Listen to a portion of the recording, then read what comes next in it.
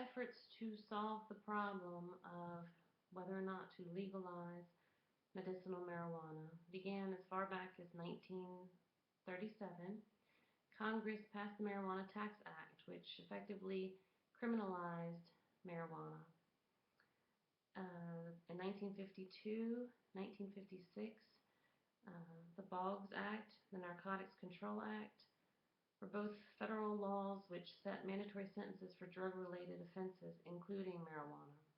The first offense, marijuana possession, carried a minimum sentence of 2 to 10 years with a $20,000 fine.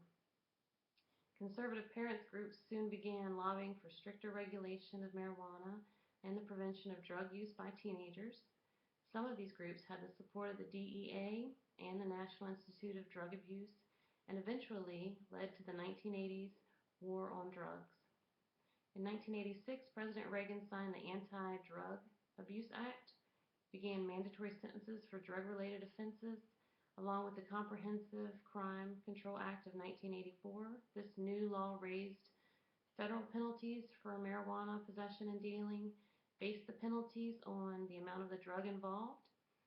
Possession of 100 marijuana plants received the same penalty as possession of 100 grams of heroin. President Bush declared a new war on drugs in 1989. 1996, California passed the Compassionate Use Act, and since then, more states have moved to legalize medical marijuana, and consequently, states are beginning to legalize the use of recreational marijuana. Over time, law enforcement, parents, and medical professionals have created various clubs and organizations on the state and national levels to argue against the legalization of medical and recreational marijuana.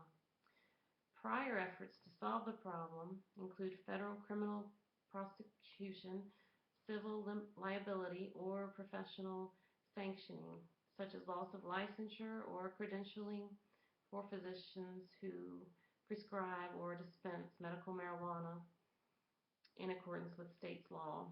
Patients who use medical marijuana as permitted under state law have faced criminal or civil penalties.